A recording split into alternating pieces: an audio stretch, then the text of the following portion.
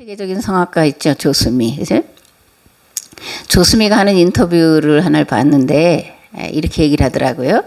자기는 노래만 잘하면 다 행복할 줄 알았대요. 근데 이제 시간이 지나면서 노래를 잘하는 것만으로는 행복하지 않을 수도 있겠다라는 생각을 가지게 되었답니다. 그렇게 가지게 된 건 이제 브라질에 공연을 하러 갈 일이 있었는데 이제 함께하는 일행이 있었대요. 브라질에 가서 이제 공연을 잘 마치고 나서 시간이 조금 남아서 좀 쉬려고 그랬더니 친구가 그 빈민가를 한번 돌아보자 이렇게 이제 제안을 했답니다. 그러니까 조수미는 그런 것에 가면 혹시 균에 감염될까? 그럼 노래를 못 부를 텐데 하는 마음에 안 가려고 했는데 몇 번 더 이제 가자고 그러니까 따라갔대요. 빈민가의 모습 여러분들 보셨어요? 쓰레기 더미에서 음식물을 찾는 모습을 빈민가의 모습 속에서 우리가 볼 수가 있습니다. 인터넷 찾아보면 그런 게 많이 있어요. 그리고 남루하다고 말하기조차도 좀 그런 다 찢어지고 떨어지고 찌든 때로 덮인 그런 옷을 입고 있는 사람들, 신발도 신지 않고, 그리고 집이라고 하는데 그걸 집이라고 할 수 없는, 왜래 우리나라 이 선거할 때 그 붙였던 플랜카드 그것보다도 훨씬 얇고 찢어지고 한 그런 것들을 겨우 가림막으로 해서 사는 그런 빈민가를 이제 돌아보게 됐대요. 그리고 나서 아름다운 옷을 입고 멋진 공연장에서 멋지게 차려입은 그 사람들을 위해서 노래 부르는 것이 과연 행복한 건가라는 생각을 하게 됐대요. 그리고 나서 이제 아이들을 돕는 일을 또는 어려운 환경에 놓인 이들을 찾아가 위로하는 일들을 하게 됐고, 그것들을 통해서 전에는 생각하지 못한 그런 행복을 깨닫게 됐다, 이렇게 이제 인터뷰하는 그런 내용을 들었습니다. 저는 어릴 때 한 가지 소원이 있었어요. 뭐냐면 가을에 떡을 돌리는 일을 하고 싶었어요. 시골에서는 옛날에 이제 농사가 끝나고 나면 떡을 해서 돌리는데 이제 그걸 고사떡 그렇게 말하잖아요. 물론 제가 고사를 지내고 떡을 돌리겠다 그런 얘기는 아니고 일단 떡을 돌리고 싶었는데, 어릴 때예요. 어릴 때인데 이제 우리 뒷집이 사돈댁인데 거기에 이제 떡이요 하는 소리가 이제 들렸어요. 그게 다 들리잖아요. 그래서 이제 한 1분 뒤면 우리 집에도 떡이요 하는 소리가 들리겠지 하고 이제 내심 그 떡을 기다리고 있었는데 어떻게 됐을까? 떡이 왔을까 안 왔을까? 떡이 안 왔어요. 떡이 우리 집에 안 왔어요. 왜 그랬냐면 우리가 가난했기 때문에 떡을 해서 돌릴 형편이 못 됐어요. 그러니까 우리가 주어야 그 집에도 오는데 계속해서 몇 년을 우리는 받아서 먹기만 하니까 이제는 갖다 주질 않은 거죠. 또 그 우리 이제 사돈집에 갔다가 떡을 준 집은 우리가 아주 가까운 친인척 관계였는데 우리 집은 가지고 오지 않아서 너무나 섭섭해서 나도 떡을 돌리고 싶다, 그런 소원을 가지고 살았어요. 그래서 목회를 시작하고 나서 성은이 그 산소이 기억날지 모르지만 창립기념일 또는 추수감사절 이럴 때는 이제 떡을 해서 돌렸던 그런 기억들이 있습니다. 제가 사실 용기가 그렇게 있는 사람은 아닌데 이게 떡을 가지고 가서 떡이요 이렇게 하는 게 너무나 이제 좋고 행복하고 아주 자신이 생겨서 했던 그런 일들을, 벌써 그것도 한 20년 전 일인데 새록새록 기억이 나더라고요. 예수님에게 소원이 있습니다. 예수님에게 있는 소원은 무엇일까? 저처럼 떡을 돌리는 일일까? 그죠? 맞습니다. 예수님도 떡을 주시고자 하는 소원이 있었어요. 또 그 소원 이전에 히브리서 12장에 보면 예수님의 소원을 이렇게 말하고 있습니다. 이러므로 우리에게 구름같이 둘러싼 허다한 증인들이 있으니 모든 무거운 것과 얽매이기 쉬운 죄를 벗어버리고 인내로서 우리 앞에 당한 경주를 하며 믿음의 주요 또 온전케 하시는 이인 예수를 바라보자. 그는 그 앞에 있는 기쁨을 위하여 십자가를 참으사 부끄러움을 개의치 아니하시더니 하나님 보좌 우편에 앉으셨느니라. 너희가 피곤하여 낙심하지 않기 위하여 죄인들이 이같이 자기에게 거역한 일을 참으신 일을 생각하라. 아멘. 예수님이 지신 십자가는 그 정치범들을 처형하는 그런 하나의 방법이었어요. 특별히 로마 제국에 거역하는 또 반역하는 자들을 십자가에 못 박아 죽였습니다. 사실 총이나 칼로 단번에 죽이는 건 사실 시혜를 베푸는 것과 같다고도 말할 수 있어요. 왜냐하면 십자가형은 하루나 이틀에 죽는 게 아니에요. 어쨌든 길게 며칠씩 이제 가게 됩니다. 그럼 그 고통이 얼마나 참으로 크겠어요. 그죠?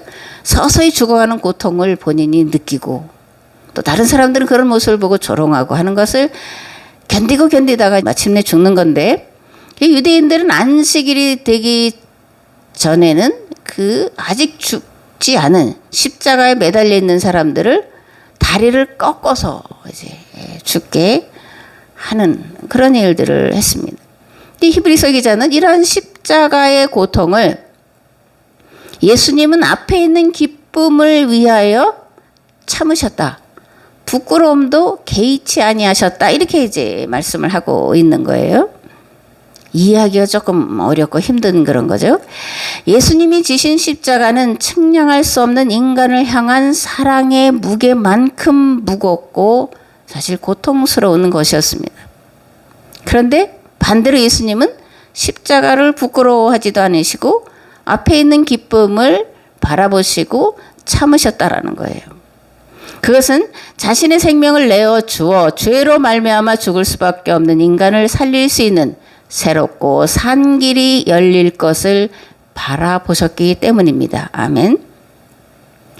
인생을 살아가면서 자기 생명처럼 사랑할 사람이 있다는 것만큼 행복한 일이 있을까? 누군가를 위해 희생할 수 있고 섬길 수 있다는 것만큼 행복한 일이 또 있을까? 고통, 고난, 희생, 헌신, 섬김, 이게 고통스럽지 않다라거나 쉬운 일이라는 얘기는 안 해요. 고통스럽고 힘들죠. 그죠? 그러나 그 고통을 이길 더 큰 사랑이 있으면 넉넉하게 그리고 기쁨으로 감사함으로 이길 수 있다라는 얘기인데, 예수님의 십자가가 그런 것이었다라는 말씀입니다. 아멘. 히브리서 기자는 예수님이 십자가에서 바라보신 기쁨을 이렇게 말하고 있다라고 제가 생각을 한 거예요. 예수님의 죽으심으로 말미암아 새롭고 산 길, 모든 죄인을 구원할 새롭고 산 길이 열리는 것을 바라보시는 기쁨이었다. 예수님을 주와 그리스도로 믿고 회개하여 죄 용서받고 구원에 이를 많은 사람들을 바라보시는 기쁨이었다. 죄와 사망의 법에서 벗어나 생명의 성령의 법으로 온전케 될 많은 성도들을 바라보시는 기쁨이었다. 새로운 계약 공동체로 세워질 교회를 통해 이 땅에 이루어질 천년왕국을 바라보시는 기쁨이었다. 궁극적으로 하나님 나라가 완성될 것을 바라보시는 기쁨이었다. 라고 저는 예수님의 기쁨을 생각을 해봤습니다. 요한계시록 20장 1절에서 6절 말씀을 보겠습니다. 또 내가 보매 천사가 무저갱의 열쇠와 큰 쇠사슬을 그의 손에 가지고 하늘로부터 내려와서 용을 잡으니 곧 옛 뱀이요 마귀요 사탄이라. 잡아서 1000년 동안 결박하여 무저갱에 던져 넣어 잠그고 그 후에 인봉하여 1000년이 차도록 다시는 만국을 미혹하지 못하게 하였는데 그 후에는 반드시 잠깐 노일이라.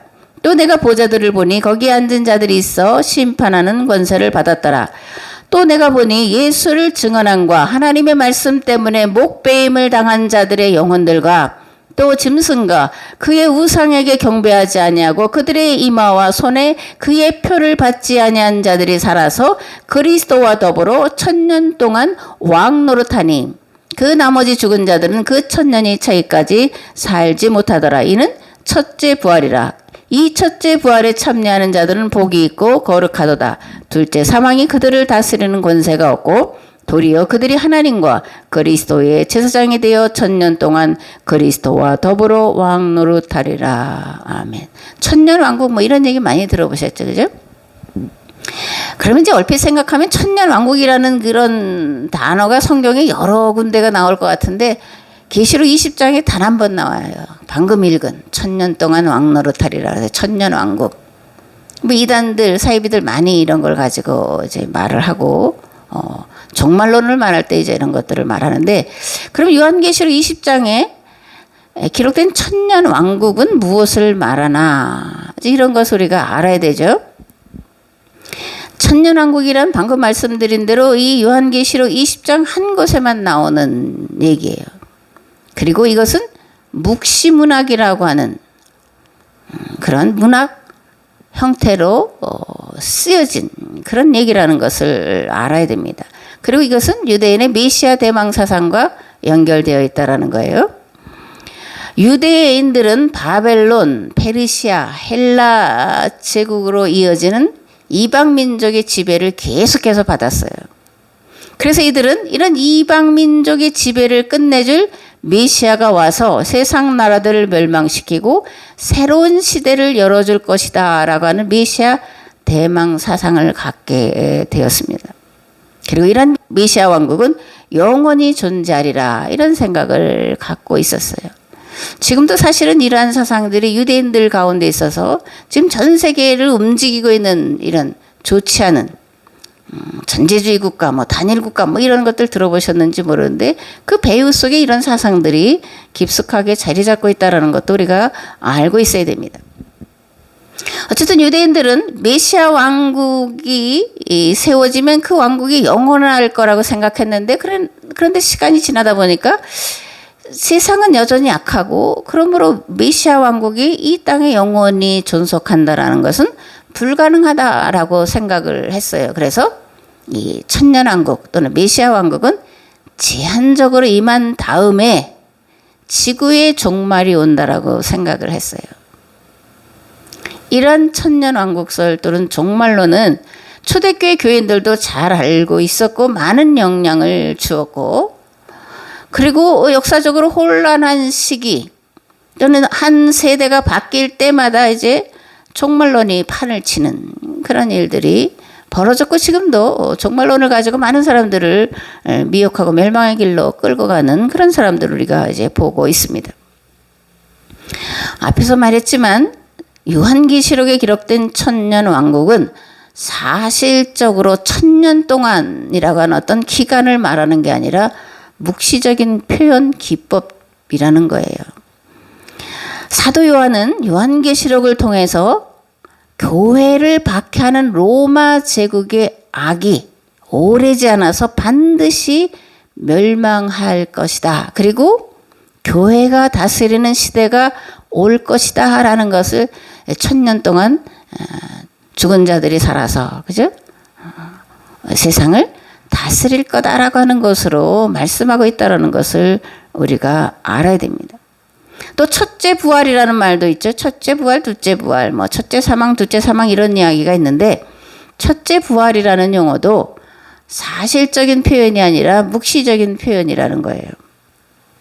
그래서 장차 이루어질 천년 왕국은 순교 신앙, 순교의 정신을 가진 자들이 다스린다고 하는 그런 표현이었다라는 것도 우리가 알아야 됩니다.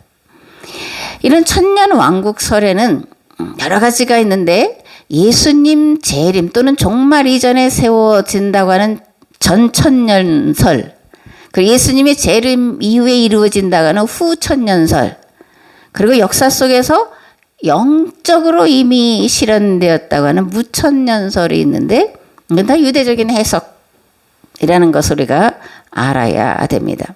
또 첫째 부활과 둘째 사망이 있다고 했는데, 첫째 부활에 참여하는 자들은 순교자들을 말하는 거예요. 둘째 사망은 천년 왕국이 끝난 다음에 세상 모든 사람들을 심판하는 영원한 형벌을 말하는데, 종말 때, 그죠? 우리가 잘 아는 대로 종말 때 있을 최후의 심판을 말하고 있습니다. 누구든지 생명책에 기록되지 못한 자는 불못에 던져지리라. 이게 이제 둘째 사망의 때에 생명책에 이름이 기록되지 않은 하나님의 법을 따라 살아가지 않은 자들, 그들은 영원한 불못에 지옥에 빠져 들어가게 된다라는 그런 계시록의 그런 말씀인 것을 알 수가 있습니다. 그렇다면 이 요한계시록 20장에 기록된 천년왕국은 실현되었을까? 앞에서 말씀드렸지만 유대인들은 영적으로 뭐 실현됐다 이렇게 이제 말하고 있는데, 영적으로가 아니라 실제로 천년왕국이 실현됐나, 실현된 적이 있나, 이제 이런 걸 우리가 물어봐야 되죠. 역사적으로 보면 313년에 콘스탄티누스 황제가 밀라노 칙령을 발표하면서 기독교를 공식적인 종교로 인정을 하게 돼요. 그리고 380년에 데오도시우스 황제가 기독교를 로마 제국의 국교가 되게 해요. 그리고 476년 서로마 제국이 멸망하고 게르만족의 대이동 뭐 이런 얘기 들어보셨잖아요. 훈족의 대이동. 이제 많은 사람들이 이제 대이동하는 시기가 있었는데, 그때 이제 서로마 제국이 게르만 민족에게 멸망을 당해요. 그런데 그 멸망당한 결과가 어떻게 됐냐면 기독교가 전 유럽으로 확장되는 그런 계기가 되었고, 그게 이제 중세 1000년까지 기독교 국가가 이어지는데, 이것을 이제 실현된 천년왕국이었다. 역사 속에서 실현된 천년왕국이었다라고 이제 말할 수 있는 거죠. 뭐 팍스로마나 600년 뭐 이렇게 이제 말하는데, 그 기간 안에 있었던 이제 기독교가 전 유럽을 다스렸던 시기를 실현된 천년왕국이었다라고 이해해도 무방하다, 그런 얘기입니다. 그럼 20장 1절과 3절, 7절과 8절 말씀은 어떻게 이해해야 되냐, 이제 그런 건데, 이런 말씀이에요. 또 내가 보매 천사가 무저갱의 열쇠와 큰 쇠사슬을 그의 손에 가지고 하늘로부터 내려와서 용을 잡으니 곧 옛뱀이요 마귀요 사탄이라.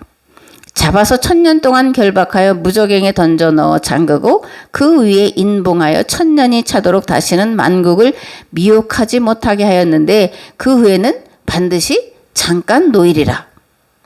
1000년이 참에 사탄이 그 옥에서 놓여 나와서 땅의 사방 백성 곧 곡과 마곡을 미혹하고 모아 싸움을 붙이리니 그 수가 바다의 모래 같으리라. 아멘. 이런 말씀인데, 이 1000년 동안 마귀요 옛뱀이요 사탄을 잡아서 무저갱, 뭐 우리말로 하면 지옥이라는 거죠. 거기에 던져서 도장을 콱 찍어서 열지 못하게 했는데, 그런데 반드시 잠깐 놓인다는 얘기예요. 그리고 나서 이제 곡과 마곡을 미혹해서 싸움을 붙일 거다. 그래서 이제 뭐 3차 대전이다. 뭐 이렇게 이제 말하고 그러는데, 그런 얘기를 하려고 요한이 요한계시록을 기록한 건 아니죠. 1000년 동안 무저갱에 갇혀있던 사탄이 잠깐 놓일 것이고 곡과 마곡의 전쟁이 있을 것이라고 했는데, 그때는 어느 때를 말하는 것일까? 그리고 곡과 마곡의 전쟁이 있을 때에 교회는 무엇을 해야 할까? 이런 것들을 오늘 곡과 마곡의 전쟁 가운데 우리가 살고 있다라고 이해하고, 그러면 오늘 우리는 어떤 신앙생활을 해야 될까? 어떤 삶을 살아야 될까? 교회는 과연 무엇을 해야 될까를 고민해 봐야 된다, 그런 얘기입니다.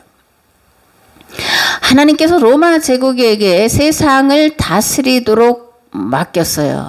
그래서 앞에서 말씀드린 것처럼 그것이 이제 실현된, 역사 속에서 실현된 천년 왕국이었다, 이렇게 말씀을 드렸는데, 그런데 중세 기독교가 올바른 길로 갔냐? 아니라는 거죠. 그죠? 중세 기독교에게 로마 제국과 전 유럽의 땅을, 재산을, 사람들을 다 맡겨주셨는데, 교황이라고 하는 이름으로 정치 노름하고 종교 노름하다가 이성이라고 하는 인간주의가 등장하는 길을 터놓았고, 그로 인해서 교회를 대적하고 거부하도록 만들어 놓았어요. 르네상스, 우리가 이제 세계사를 배우려 때 르네상스, 인문주의 엄청 대단한 것으로 알았지만 사실 교회는 이거에 대해서 가슴을 찢는 회개를 해야 돼요. 르네상스, 옛 헬라 문화로, 헬라 철학으로, 자연 철학으로 돌아가자라고 하는 게 르네상스예요. 인문주의입니다. 헤브라이즘이라고 하는 신앙 문화를 버리고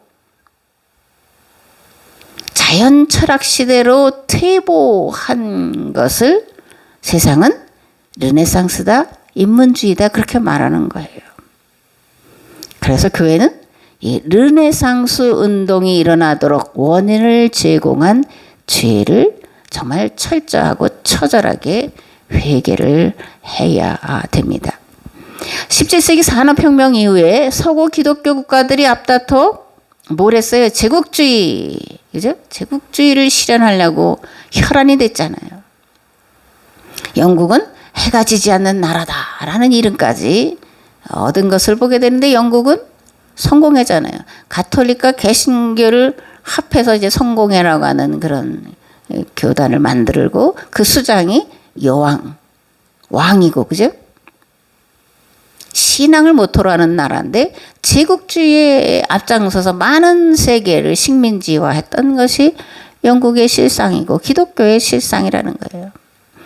제국주의의 확산은 이성, 과학, 철학 그리고 인간의 힘만으로 지상낙원을 만들려고 했어요. 그 결정판이 공산주의고, 그죠? 오늘 뭐예요? 사회주의고. 그리고 서구 기독교의 급속한 몰락의 길을 간 것을 우리가 보고 있고 한국교회가 열심히 몰락의 길을 뒤따라가고 있는 비참한 그런 모습들을 오늘 우리가 우리 교회를 통해서 보고 있는 겁니다. 그렇게 안 봐서 그렇지, 그렇게 생각을 안 해서 그렇지, 오늘 서구 기독교 2000년의 죄악의 모습이 오늘 우리의 모습이다라고 생각을 해야 된다. 저는 그렇게 생각을 합니다. 아멘. 잠깐 놓인 사탄이 곡과 마곡의 전쟁을 불러온다고 했는데 이게 뭘 말하는 거냐? 또 이 전쟁에서 교회가 이기기 위해서 무엇을 할 수 있냐? 이제 반복해서 질문을 던지는데요. 성경을 통해 이 세상의 역사를 보면 하나님은 교회 공동체에게 세상을 다스릴 기회를 여러 번 주셨음을 알 수가 있습니다. 첫 번째는 뭘까요? 첫 번째는 애굽 땅에서 400년 동안 종살이하던 이스라엘 백성들을 끌어내서 시내산에서 계약을 맺으시고 40년 광야 길 동안 훈련과 교육을 시키셔서 가나안 땅에 들여보내신 거예요. 가나안 땅을 우리가 약속의 땅이다, 거룩한 땅이다, 젖과 꿀이 흐르는 땅이다 라고 말하는데 실제로 그렇다라는 것이 아니라 그렇게 너희들이 들어가서 만들라고 하신 거예요. 애굽에서 너희들이 종살이했던 것처럼 노예살이하면서 자유도 쉼도 없었던 것처럼 살아가는 가나안으로 지칭된 모든 세상 사람들을 가나안을 거룩한 땅으로 만들어 놓음으로 와서 보고 비참한 노예 상태에 빠진 사람들을 구원해 내도록 하라는 것이 하나님과 이스라엘이 맺은 계약의 내용이었어요. 그래서 그것을 실현할 땅이기 때문에 약속의 땅이고 거룩한 땅이라고 불렀던 겁니다. 사실 이스라엘은 사사시대라고 하는 300년 또는 400년 동안 이 하나님과 맺은 계약법대로 살고자 애썼어요. 그리고 많은 부분은 살았습니다. 그런데 다윗과 솔로몬으로 이어지는 왕정기 동안 왕정기 500년 동안 시내산 계약법 정신은 사라지고 중앙집권 체제와 세습 왕정 체제를 받아들이고 그 결과 바벨론에게 멸망을 당하게 되었다는 것이 이스라엘 역사가 오늘 교회에게 우리에게 보여주고 있는 그런 모습이에요. 두 번째로 하나님은 교회로 하여금 로마 제국을 다스릴 수 있는 기회를 주셨습니다. 로마 제국은 그러므로 제2의 가나안이었다라고 우리가 볼 수가 있어요.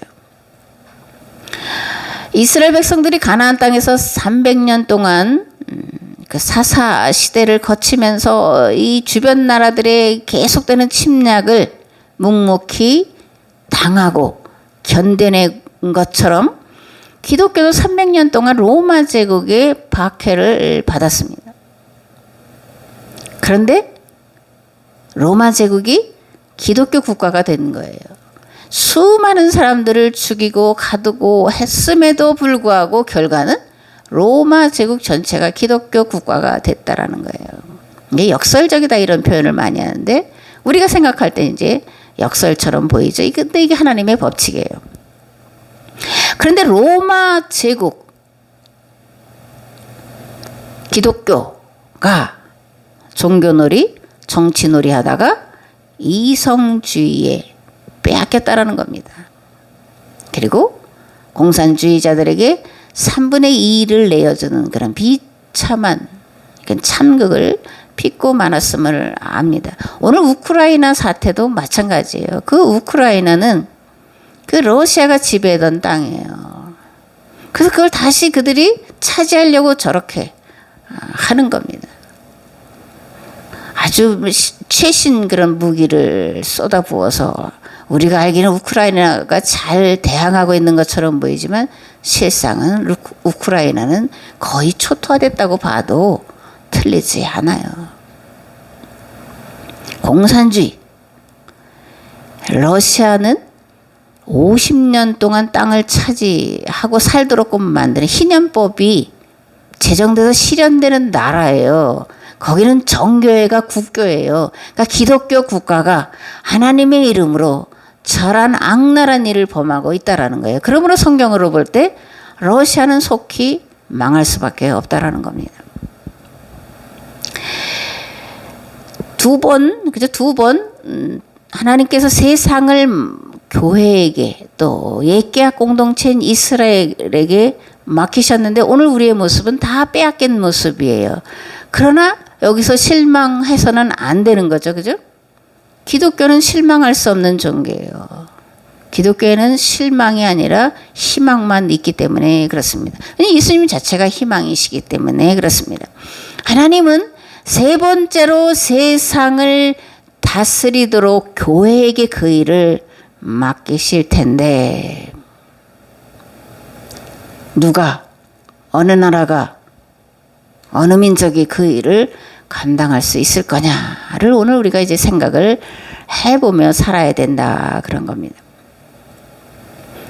다시 한번 교회에게 세상을 맡기실 텐데 준비가 안 되면 안 되는 거예요. 그리고 지나온 기독교의 역사를 철저히 회개하고 다시 새롭게 하는 운동이 없이는 불가능한 일이에요. 그리고 사람의 노력으로만 가능한 게 아니라 오직 하나님의 도우심으로만 가능한 일이라는 것을 우리가 알아야 됩니다.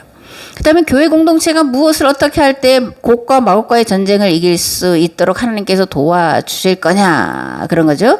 첫 번째로 2000년 기독교가 행한 죄를 회개해야 돼요. 하나님이 세상을 하나님의 법과 질서와 조화로 아름답게 만들어 가라고 했는데 그것을 잃어버린 빼앗긴 것에 대해서 철저하게 회개하는 참회의 사관으로 역사를 다시 써야 돼요. 이거는 교회 역사만이 아니라 세상 모든 역사를 다시 써야 되고 우리 역사도 재해석을 해야 됩니다. 두 번째로 신명기 운동을 새롭게 펼쳐야 돼요. 신명기 운동이란 뭐냐? 이스라엘 백성들이 잃어버리고 살았던 시내산 기약법으로 돌이키자라고 하는 운동이에요. 시내산 기약법을 따라서 살자고 하는 운동이 신명기 운동이었는데 오늘 우리도 이러한 운동을 다시 펼쳐야 된다라는 거예요. 그리고 이러한 일들을 펼쳐갈 새로운 지도자를 양성을 해야 된다라는 거예요. 저는 감히 말하지만 여러분들이 얼마만큼 이해하는지 모르겠지만 이러한 새 시대를 이끌어갈 하나님의 사람으로 서기를 정말 원해요. 그건 어떤 모습일지 어떤 형태일지는 모르지만 어쨌든 우리 각각의 주어진 자리에서 이 땅을 맡겨주신 하나님의 뜻대로 여러분들이 이 땅을 아름답게 만들어가는 일에 쓰임 받으시기를 우리 주 예수 그리스도의 이름으로 축복합니다. 네 번째로 신앙 문화를 만들어 가야 돼요. 새로운 신앙 문화. 근데 어디에서 찾을까? 전혀 없는 것을 만들어내라는 얘기일까? 여러분들 온고지신이라는 말 들어보셨죠? 온고지신. 옛것을 새롭게 한다. 그럼 옛것은 뭘까요? 모세와 이스라엘 백성들이 시내산에서 하나님과 맺은 옛 기약, 율법이죠. 그것을 새롭게 한 것이 예수 그리스도의 복음이에요. 오늘 우리가 이런 것들 잃어버렸기 때문에 다시 본래의 자리로 돌아가는 거예요. 그래서 제가 어떻게 온고지신, 성경에서 무엇을 통해 온고지신, 옛것을 새롭게 하는 새로운 신명기 운동을 펼칠까를 찾아봤는데 이게 뭐 연결되는 얘기일까 이렇게 궁금하실 수도 있지만 레위기 24장 말씀을 봉독을 하겠습니다. 너는 고운 가루를 가져다가 떡 12개를 굽되 각 덩이를 10분의 2 에바로 하여 여호와 앞 순결한 상우에 두 줄로 한 줄에 6씩 진설하고 너는 또 정결한 유향을 그 각 줄 위에 두어 기념물로 여호와께 화제를 삼을 것이며 안식일마다 이 떡을 여호와 앞에 항상 진설할지니 이는 이스라엘 자손을 위한 것이요 영원한 언약이니라. 이 떡은 아론과 그의 자손에게 돌리고 그들은 그것을 거룩한 곳에서 먹을지니 이는 여호와의 화제 중 그에게 돌리는 것으로 지극히 거룩함이니라. 이는 영원한 규례니라. 아멘. 출애굽기 34장에 보면 모세가 시내산에 두 번째로 올라가서 십계명 두 돌판을 받아 가지고 내려오죠. 그리고 35장에 이제 보면 안식일을 지키라고 말씀을 하고 있고 그 다음에 이제 출애굽기 26장에서 말씀하신 대로 내가 너에게 보여준 식양대로 성막을 지어라. 그리고 성막을 지을 때 필요한 물건들을 백성들로 즐겨 자원하여 가져오도록 해라. 이렇게 말씀을 해요. 그래서 이제 백성들이 자기가 애굽에서 나올 때 가지고 왔던 그런 것들을 이제 내서 그것으로 이제 성막을 만들고 완성하는 것이 이제 출애굽기 마지막이고 레위기는 이제 성막을 지어놓고 하나님께 봉헌하는 이야기로 이제 기록되어 있는 것을 우리가 볼 수가 있는데 하나님께서 성막을 만들어서 성막을 통해 율법을 가르치고 배우며 공동체 훈련을 받고 생활할 수 있게 하는 그런 자리로 성막을 만들라고 이제 하신 것을 알 수가 있습니다. 성막 한번 가서 보셨나요? 어떤 장로교회가 이제 성막을 만들어 놓은 것을 이제 한번 가본 기억이 있는데 그 성막은 우리가 생각하는 것처럼 거대하고 뭐 크고 무슨 보석으로 만들고 뭐 파란 줄 노란 줄 뭔 줄 하면서 막 그렇게 만들어 놓은 것처럼 생각을 하는데 성막은 굉장히 작아요. 성막의 실제 크기는 아마 우리 교회 요만큼 정도밖에 안 돼요. 거기를 나눠서 성소와 지성소로 이제 만들어 놓고 있고 그리고 이건 언제든지 떠날 수 있도록 만들어 놓은 이동식 천막이 하나님께서 만들라고 하는 내가 거기에 임재해서 너희들과 함께 있겠다고 하는 성막의 모형인 것을 알 수가 있습니다. 이방 신전은 크고 거대하고 화려하잖아요. 그런데 하나님이 거하시는 성막은 작고 초라한 그런 모습인 것을 알 수가 있습니다. 성막 안에는 지성소가 있고 이제 성소가 있다고 말씀드렸죠. 지성소 안에는 조각목이라고 하는 왜 조각목이냐면 그 굵고 크고 기다란 나무가 없어서 작은 나무들을 조각조각 잘라서 했기 때문에 조각목이다 이렇게 말하는 거예요. 조각목으로 만든 법궤가 있고 그 안에 십계명 돌판과 만나를 담은 항아리가 있고 그리고 아론의 쌍난 지팡이가 법궤 앞에 놓여 있었습니다. 그리고 성소에는 등대와 떡상이 놓여 있었고 떡상에는 12덩이의 무교병이 뭐냐면 누룩이 들어가지 않은 딱딱한 떡을 무교병 이렇게 말해요. 무교병이 놓여 있었는데 이것은 매 안식일마다 새롭게 만들어서 올리고 일주일 동안 있었던 그 딱딱한 데다 더 딱딱하게 굳은 떡은 내려서 제사장들이 먹도록 했어요. 이제 문맥상으로 보면 그런데 거룩하게 드린 것이고 그래서 제사장만 먹어야 된다. 이런 말씀이 있어서 이건 굉장히 거룩한 떡이고 그래서 귀하기 때문에 제사장만 먹어야 되고 또 무엇보다 하나님께 드린 거다라고 하는 생각을 우리가 하는데 이건 문자적으로 해석을 하고 있다라는 겁니다. 누룩 안 들어간 떡 내가 해줘 볼까요? 여러분들 먹을 수 있을까? 쌀을 해서 딱딱하게 그냥 뭉쳐서 아니면 밀가루를 뭉쳐서 한번 해볼까요? 그러고는 여러분들만 먹어야 돼. 여러분들은 거룩한 백성이야. 특별히 하나님이 사랑하시기 때문에 이걸 먹으라고 했어. 그러면 아마 한 입 했다가 버릴 거려. 12덩이에 누룩 없는 떡을 올려놨어요. 이거는 12지파를 말하는 겁니다. 그리고 제사장만 먹어야 한다라는 것은 제사장들이 할 가장 큰 책임은 백성들의 일용할 양식을 구하는 거라는 거예요. 향을 폈다라는 건 기도하라는 겁니다. 이 백성 가운데 굶주린 자들이 없게 해주세요 라고 하루에 아침 저녁으로 들어가서 기도하라는 얘기였어요. 그 딱딱한 떡 바로 먹어도 맛이 없는데 일주일 지난 떡을 먹을 수가 있냐고요.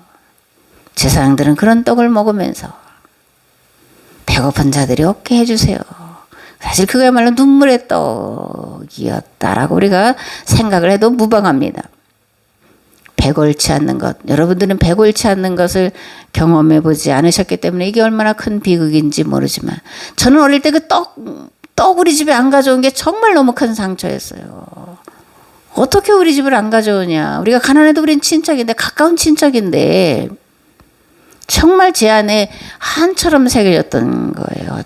떡 가져왔어요. 이게 제가 정말 어릴 때부터 정말 하고 싶었던 일이었다는 거. 여러분들 그 이해가 되겠어요? 이해가 잘 안 되는 일입니다. 창세기 1장과 2장에 보면 이제 창조 이야기가 나오죠. 하나님이 무질서를 질서로 바꾸시고 어두움을 빛으로 바꾸시고 부조화를 조화로 만드셨어요. 그리고 나서 각종 열매 맺는 과일과 채소를 마지막으로 만드시고 사람을 만드셔서 그 동산에 살게 하셨어요. 그게 에덴 동산이죠. 그래서 에덴 동산에서는 만물이 사람들과 어우러지고 사람들이 하나님과 동행하면서 행복하게 사는 곳, 에덴, 천국. 이렇게 이제 창세기가 말씀하고 있는 것을 알 수가 있습니다. 에덴 동산은 크고 화려한 것이 아니라 창조 질서를 따라서 조화와 화합을 이루고 살아가는 곳이고 언제든지 먹을거리가 풍성한 곳이었다라는 겁니다. 탐욕이 없고 다툼이 없고 차별이 없는 것. 누구나 열심히 일한 대로 심은 대로 거두는 법칙을 따라 살며 서로 사랑으로 섬기는 모습이 에덴의 모습이었어요. 하나님이 이스라엘 백성들을 가나안 땅에 들여보내신 것은 이들로 하여금 사탄에게 속아서 빼앗긴 에덴을 재현하라고 하신 것이었습니다. 제사장들이 해야 할 가장 중요한 일이 백성들의 일용할 양식이 끊어지지 않도록 기도하는 일이고 그래서 함께 나누어서 모든 백성들이 평균하게 잘 먹을 수 있도록 배부르게 살 수 있도록 가르치고 훈련시키는 것이었다라는 말씀은 교회는 계약 공동체는 에덴을 회복해야 되는 사명을 가진 그런 공동체라는 것을 말씀하고 있는 거다라고 이해하셔도 되리라 그렇게 생각을 합니다. 아멘. 복음서에 보면 예수님이 주기도문에서 오늘 우리에게 일용할 양식을 주세요라고 기도하라고 이제 말씀하시는데 이건 우연이 아니에요. 이거는 창세기의 에덴의 회복을 말하는 거고 십계명에서 말하고 있는 그 정신을 실현하라는 말씀. 이었음을 우리가 알 수가 있습니다. 예수님은 제자들과 그들을 통해 세워질 새 계약 공동체인 교회가 세상의 굶주림의 문제를 해결하는 공동체가 되어야 한다는 것을 말씀하시는 거예요. 세상을 구원하기 위해서 먼저 예수님을 주와 그리스도로 믿는 교회가 이 일을 하라고 말씀하신 거예요. 구약의 하나님은 성막에 계시는 분이었고 신약의 예수 그리스도는 성만찬 가운데 계시는 분이에요. 그러니까 우리가 구약과 신약을 어떻게 연결할 수 있냐?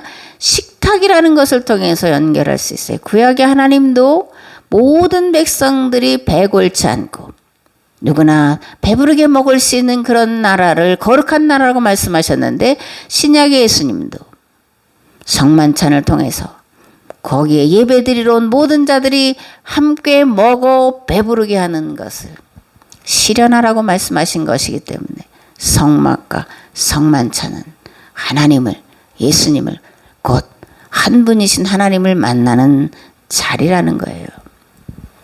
다시 말하면 우리는 거룩한 떡상에 함께 하셨던 여호와 하나님을 교회 공동체의 식탁 성만찬에 임하여 계신 하나님으로 만나야 할 줄 믿습니다. 아멘.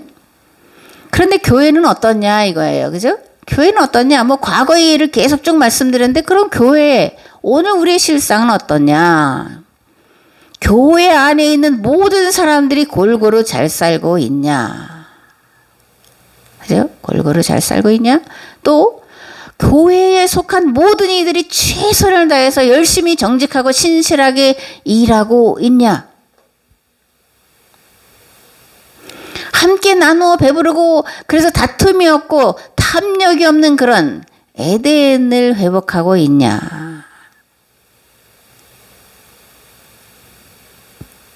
어떤가요? 교회 안에 빈부격차가 너무 심하죠, 그죠? 교회 안에 빈부격차가 너무 심해요. 어떤 사람들은 지하에, 그죠? 그 밑에 습기가 올라오고, 그 벌레들이 득실거리는 그 새빵, 그것도 거저가 아니라 월세 주면서 살아가는 사람도 있고.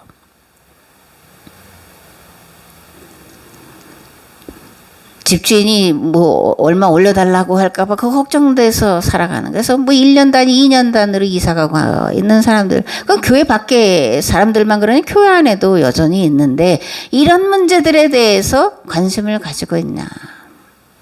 그런 거예요.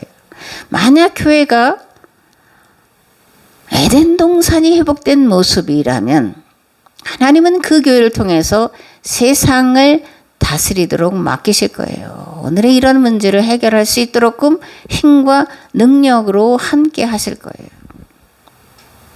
그런데 그렇지 않다라는 겁니다. 제가 기도하면서 그냥 울컥하고 나서 하나님 이게 제 감정을 울컥한 것이 아닙니다라고 속으로 기도했는데 사실 지난 한 주간 동안 계속 전화를 받으면서 참 속상하고 참 감당할 수 없는 그런 아주 어려움을 겪었고 오늘 어쨌든 또 저녁 때 이제 모임을 갖기로 했는데 내 모습은 안 보고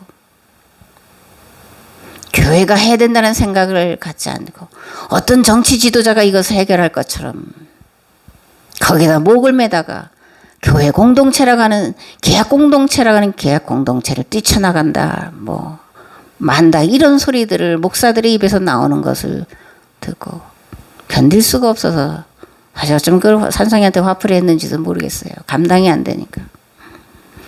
교회 밖의 모습 어떤 정치인에게 기대할 게 아니라 교회가 하나님의 뜻대로 하나님의 말씀대로 모두가 정말 열심히 일하고 서로의 부족한 것을 채워주어서 평균케 하는 그런 공동체냐 아니냐가 문제지.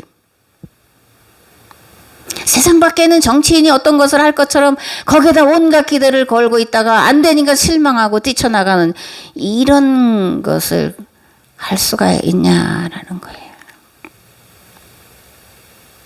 내가 어떤지 우리 교회가 어떤지 우리 가정이 어떤지 교회가 어떤지를 돌아봐야지. 이런 문제 때문에 가슴을 쳐야지. 견딜 수가 없어야지. 어찌하여 어찌하여.